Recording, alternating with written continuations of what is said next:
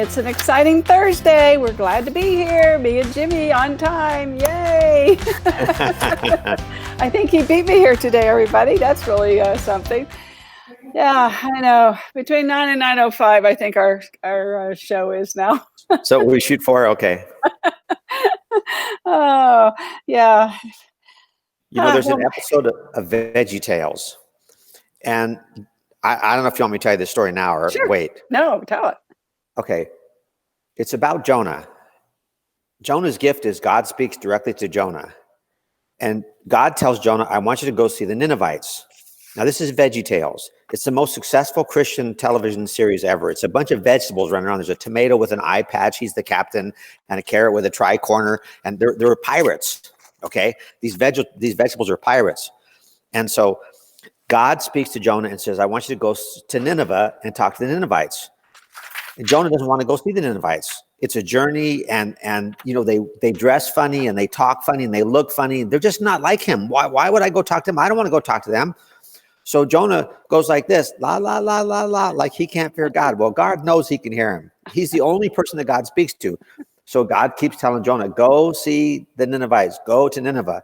So he's running around trying to escape from this voice of God, whatever. And he comes across this pirate ship in the harbor. And now pirate ships are usually out to sea so they don't get caught. But this pirate ship's laden supplies or whatever. And the pirates are on this ship. And, you know, the tomato with the eye patch, the captain, and the carrot with the tricorner, and a piece of stalk of celery. They all these vegetables talk, right? And so they have this song, we're the pirates who don't do anything. We're the pirates. And they're singing this stupid song.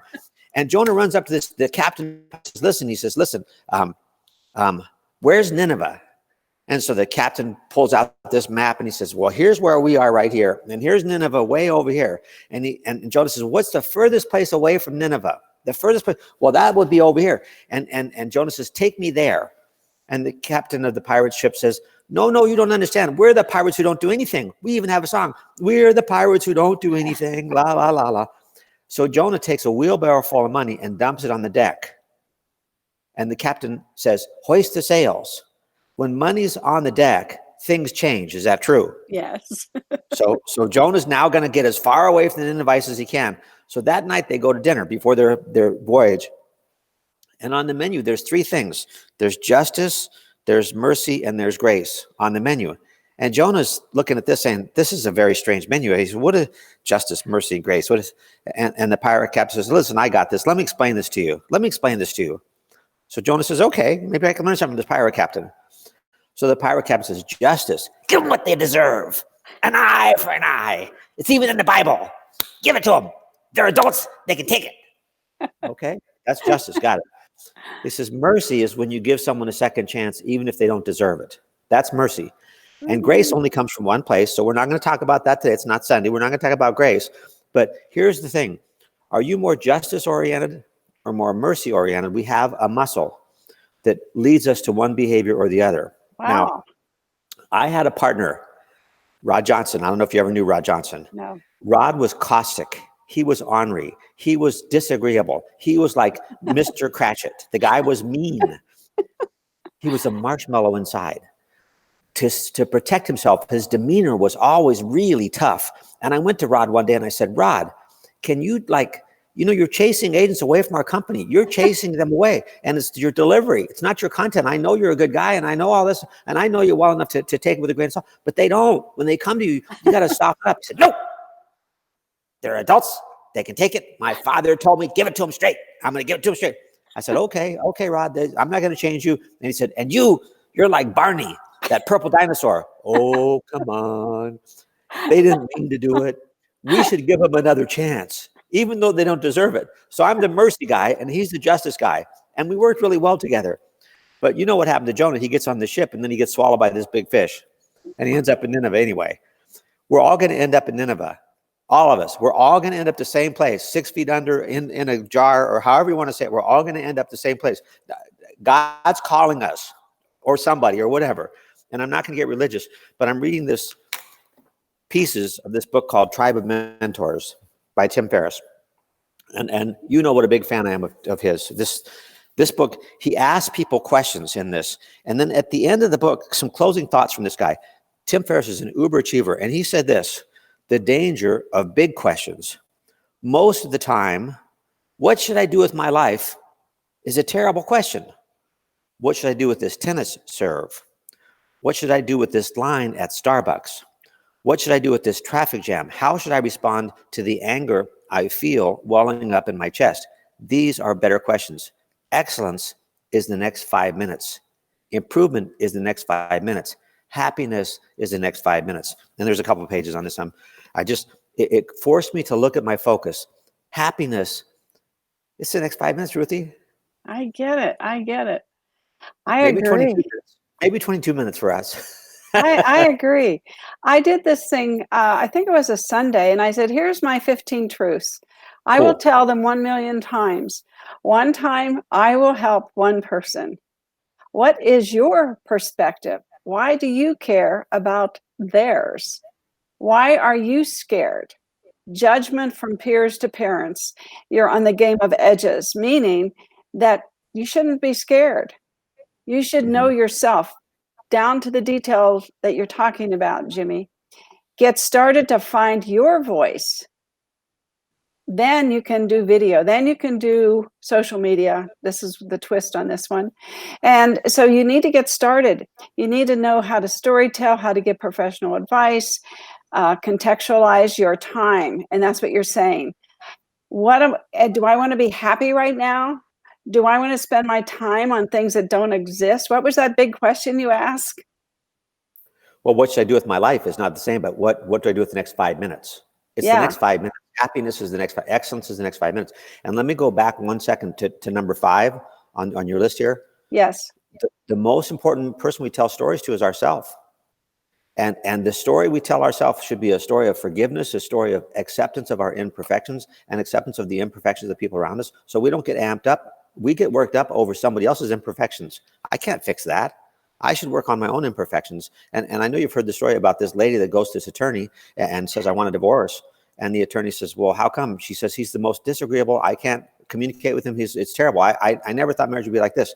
And he said, so you really want to get him, huh? She said, yeah, I really want to stick it to him. I'm coming to you because I hear you're ruthless. And he says, okay, here's the plan. Here's the plan.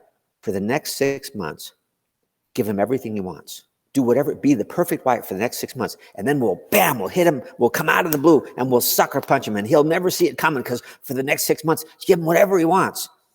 So 6 months, the attorney calls her back and says, I'm ready to file. Are you ready to file? She says, file what? He says, the divorce papers. She says, why would I divorce this guy? He's the best husband in the world. There's a moral to that story for sure. Yes. What story? What's the story you're telling yourself? Exactly. Is he a terrible husband? Or can I do some improvement on my side? I know when I think about my relationship, I know when I focus on them, it doesn't fix it. Right. It doesn't make it any better. Exactly. Yes. And number 7, I say success is happiness. It's not being rich. It's happiness. Yeah. Do what makes you happy. From your perspective, I was talking to some people lately, and Gary Vee always starts his good morning, Deborah. Good morning, Karen.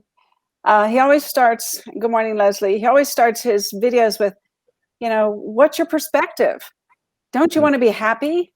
And you can't be happy if you're worried about other people. And to your point, and to that woman who decided she was married to the best man in the world, you have to be concerned about yourself, not other people. People go down the wrong path when they do that. So anyway, that's a serious thing. On Gary Vee's interview with Barbara Corcoran yesterday, they made a comment about remnant advertising, remnant marketing, remnant billboards, remnant whatever. And I don't know how many books I've read on marketing, but there's been several. And I've never heard that term until yesterday when you put that up there. Yeah. So I'm thinking on the Facebook stories, when we sign on to Facebook, one of the first stories that came across my feed was about LA people exodus from LA. Yeah. It talked about musicians and teachers that can't afford it. And I'm thinking, we've talked about Facebook groups and all kinds of ways to market to LA.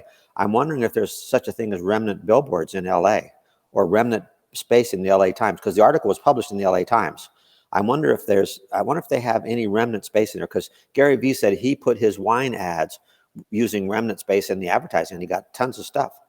Yeah, he did. He did. And we're going to talk a little bit about that today. So hold that thought. And just want to tell everybody that we got 1.1 months of inventory. We listed 100 homes yesterday. We closed 75 and we put 91 under contract. We've sold 1,114 homes so far in January, which is 85, 86 homes a day. And that's including the holiday and Saturday and Sunday. So it takes it out over the calendar days. So at that rate, this year, we are going to do over 4,000 more homes annually than we did last year. Or breaking it down to the month, we're going to do 395 more sales per month in this year than we did last year. Breaking it down per day, we're going to do 13 to 15 more closings per day than we did last year. So there's a piece of the pie out there, everybody. Most of these people are coming here.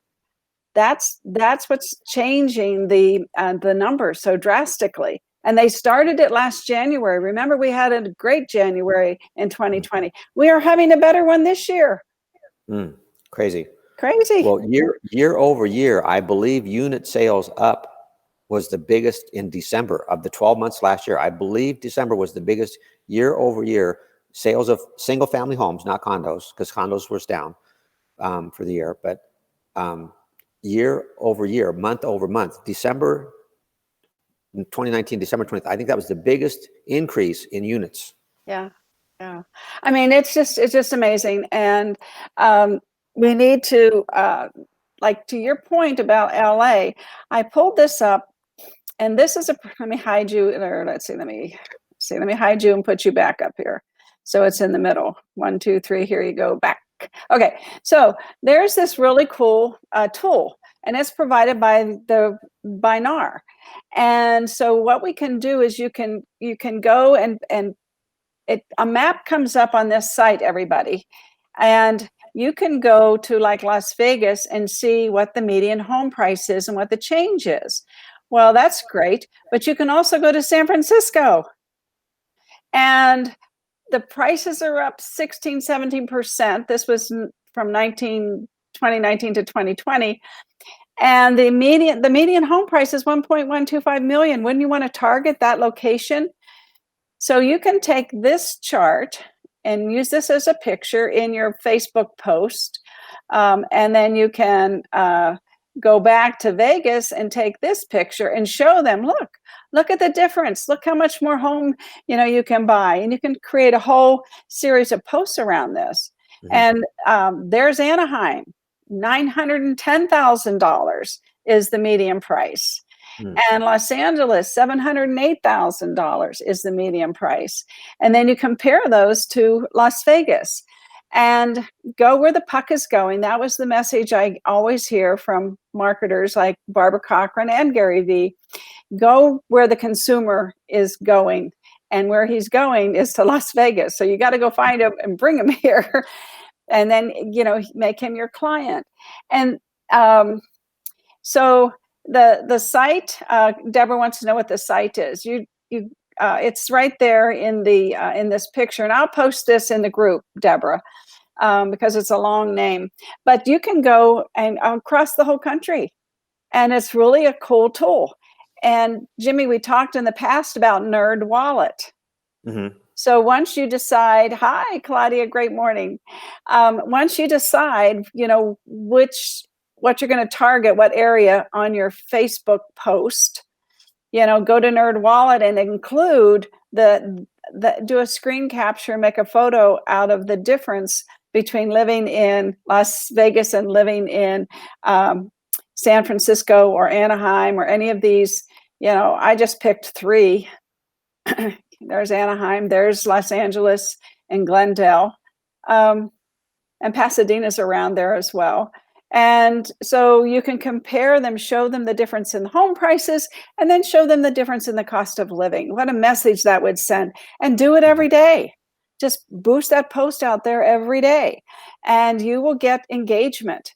And Facebook is all about engagement. And I talked yesterday about having a class and showing people how some of the things that you can now do with the new Facebook Creator Studio. And you have to get Creator Studio first. So you have to on your business page. And so Kane and I are putting together a class so that we show people how you do that, because it's really important that you all start. This is, to me, remnant marketing, because it's so cheap.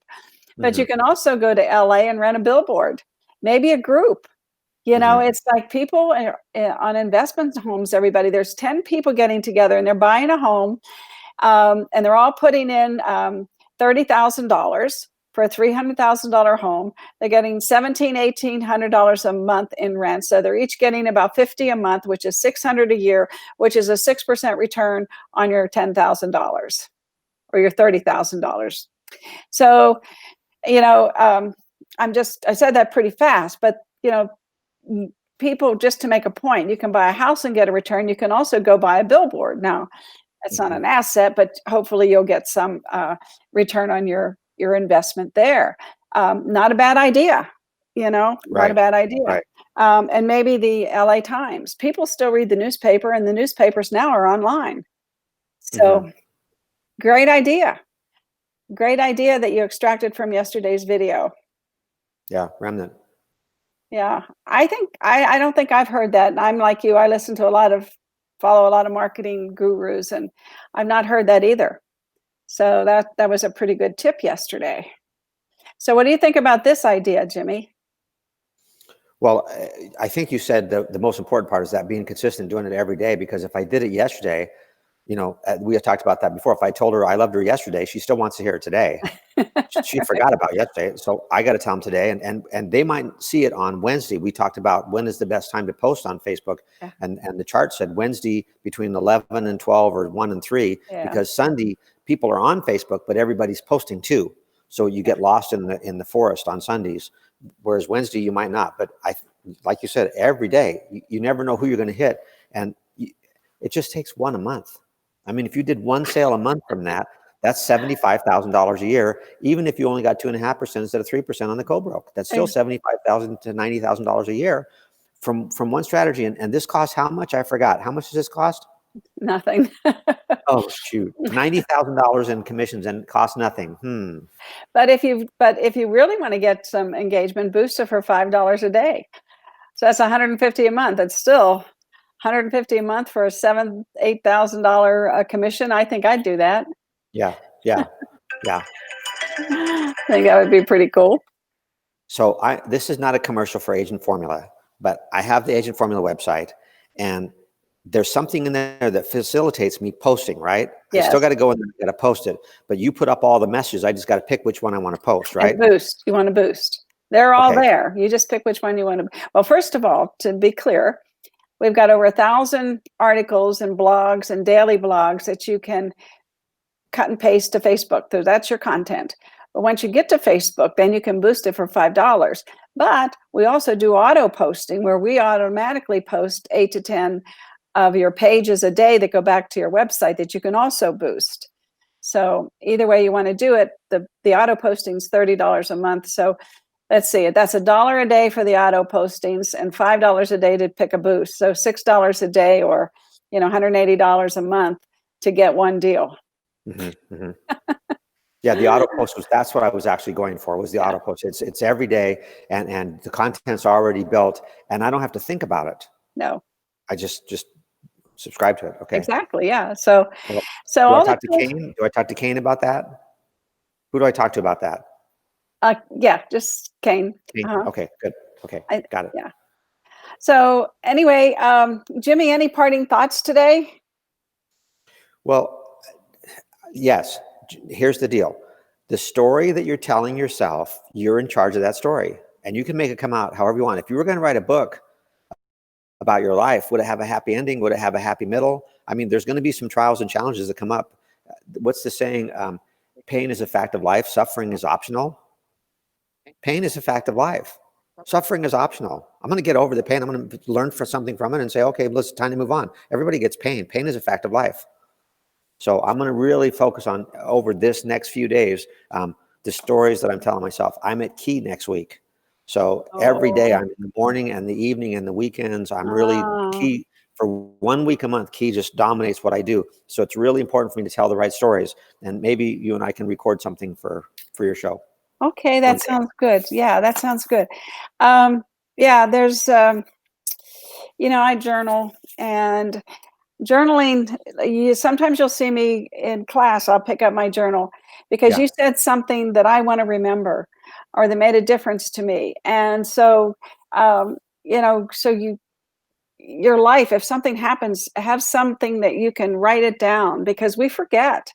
Mhm. And then I like to look back and say, "Oh, yeah, now I know what Jimmy said, what he meant, and I should do that, or I should remember that, or I should tell other people that." So yeah, living your life in small increments and not worried about your entire life, but worried about what you're doing today, because it's the little things that add up to the big things that add up that make your life. Yeah. So that's why Brian Buffini says do 10-day goals. Yeah. Do little snippets of things. Well, I'm going to work on my 10-day goals today, because the last time I did them, I said by the 15th, there were certain things I would have done. So this is my last day on my 10 days sprint. So I got to set up another 10-day sprint. And tomorrow morning, I will be on the show tomorrow morning, and we have our class at 10, and then Buffini's at 2 o'clock. I am really, really excited about the new Buffini thing. Me too. Me too. Good morning, Frank. Let's say good morning. And before we leave, Larissa, so happy that you joined us. And of course, Claudia, she was back from vacation, and happy belated birthday. Her birthday was Saturday. And Deborah, good morning. And Karen, good morning. Karen, oh, Golden Knights play tonight, everybody. Yay. Something to live for. I love the Golden Knights. And I'm not sure who this is, but good morning. Good morning. And I think this is Leslie, Las Vegas Realty Group. I think that's Leslie. Okay, everybody. Thank you for joining us today. Gave you a couple tips. Jimmy's shared some wisdom with us. So hopefully we'll see you tomorrow. And it's going to be a great day. Bye, everybody. We love you.